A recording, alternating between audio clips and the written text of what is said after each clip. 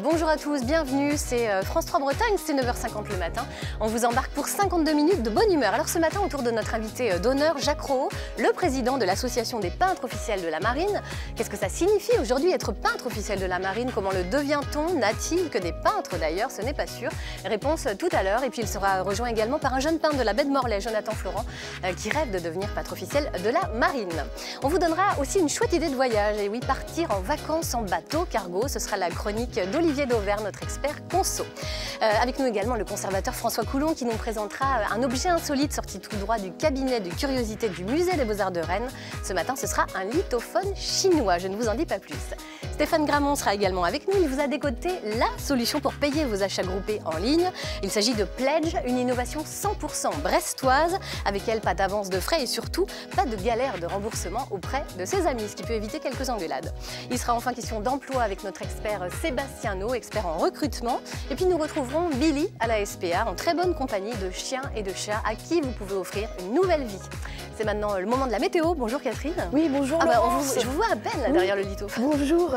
Alors pour l'instant ça va bien, ça va se couvrir. C'est vraiment l'époque où l'expression « il fait beau plusieurs fois par jour en Bretagne » prend tout son sens.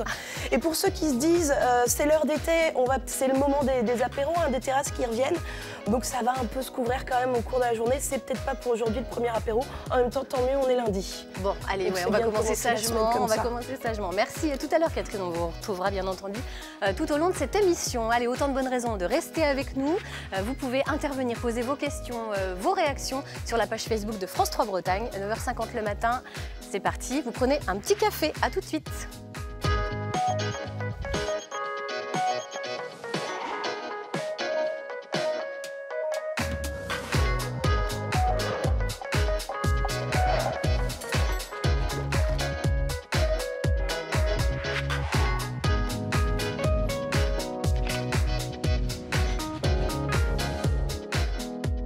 Bonjour à tous, bienvenue à vous. Bonjour Olivier, bonjour François, bonjour Sébastien, bonjour Jacques Rohaut. Merci d'avoir accepté notre invitation. Tout le monde est en pleine forme? Très bien. Ça a l'air. Bon, l'apéro, c'est pas pour tout de suite, vous l'avez bien compris. Enfin, l'apéro en terrasse, attention. Allez, vous êtes né au Maroc, Jacques Rohaut? Oui, sur le plateau des phosphates. Oui, et vous en êtes parti à 6 ans, mais les odeurs de l'enfance, elles restent très présentes. Oui, ce sont vraiment ces odeurs-là qui sont les odeurs de l'enfance. C'est l'odeur de l'eucalyptus, le bruit des eucalyptus qui bougent quand il fait très chaud l'été, et même au printemps. Voilà, et ça inspire encore vos œuvres aujourd'hui. On le voit là, ici, avec la Médina. La Médina de Marrakech. Voilà. Vous êtes avocat de profession. Et vous étiez avocat de profession. Vous êtes aujourd'hui le président de l'Association des peintres officiels de la marine. C'est vrai que ça intrigue un petit peu tout le monde. Qu'est-ce que c'est exactement aujourd'hui être peintre officiel de la marine? Alors on l'évoquera tout à l'heure. Mais avant cela, on voulait en savoir plus sur vous. Je vous propose de tirer un premier petit papier. Allez, on va voir ce qui va sortir. Petit Mickey, ou Petit Mickey. Petit Mickey, alors. Vous vouliez dire que j'étais nul, c'est ça? Non, moi je ne voudrais pas dire ça du tout. Non, c'est vrai dessinez déjà tout petit ou quand pas? j'étais à l'école, il y avait des garçons, des filles qui, à côté de moi, dessinaient très très bien. Ils avaient un coup de crayon, ils savaient dessiner des petits bonshommes et tout ça. Moi, j'ai jamais été capable de faire ça, et je sais toujours pas le faire d'ailleurs. On a souvent dans les dîners traditionnels ce qu'on appelle le chien de mer, le dîner des peintres de la marine. Il y a une sorte de jeu qui consiste à faire un dessin qu'on reprend. Eh bien, moi, je suis le plus nul là-dedans. Je ne sais pas le faire. Vous savez faire des choses beaucoup plus compliquées. Allez, vous tirez un deuxième petit papier, si vous voulez bien. On va voir un petit peu, justement, d'où vient ce déclic chez vous qui ne saviez pas dessiner. Philippe Lejeune, oui. Alors, Philippe Lejeune a été mon maître. Il était le père de 2 amis d'enfance. C'est un peintre. Et on allait dans son atelier quand on était petit. Moi, j'avais eu mes parents avaient commandé mon portrait. Qu'on voit là d'ailleurs. Voilà. Alors ça, c'est vous. J'avais 21 ans. Dessiné par Philippe Lejeune. Ça a beaucoup changé. et voilà. Et au cours de cette séance de portrait, je me suis posé beaucoup de questions parce qu'il y a quelque chose de très miraculeux qui s'établit. C'est un ménage à 3, le portrait. Il y a le peintre, le modèle, et puis il y a le tableau qui a sa propre existence au bout d'un moment, et c'est très intriguant. Et c'est cette relation, en fait, qui vous a voilà, qui a déclenché quelque chose. Et puis après, il a ouvert un atelier qui était dans la ville d'Étampes. Et puis j'allais voir ses filles le dimanche, c'était un cours de portrait, tout le dimanche matin, il faisait un atelier de portrait. Puis au bout d'un moment, il m'a dit, bon, ça suffit, il faut vous y mettre. Et c'est comme ça que je m'y suis mis. Et petit à petit, je suis allé tous les dimanches. Et c'était une époque où on pouvait ne pas aller à la fac sans être sanctionné trop lourdement. On ratait pas ses examens, on pouvait les avoir même en n'y allant jamais. Et c'est comme ça que j'allais à l'atelier plus qu'à la fac. J'ai mis un temps plus long que la moyenne, il faut reconnaître. Ça vous a plutôt réussi. Et voilà. Et ensuite, je suis devenu avocat et j'ai peint tous les samedis et les dimanches, j'allais à l'atelier. Et puis ensuite, j'ai réservé une partie de mon temps à la peinture, 3 jours par semaine. On l'évoquera tout à l'heure, tout ça. Hein, d'accord.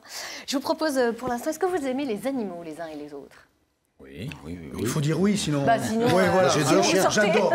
Les loulous de Poméranie, tiens, voilà. D'accord. Bon, voilà. Écoutez, on va voir si notre ami Billy en a trouvé à la SPA de Rennes. On le rejoint tout de suite. Bonjour Billy.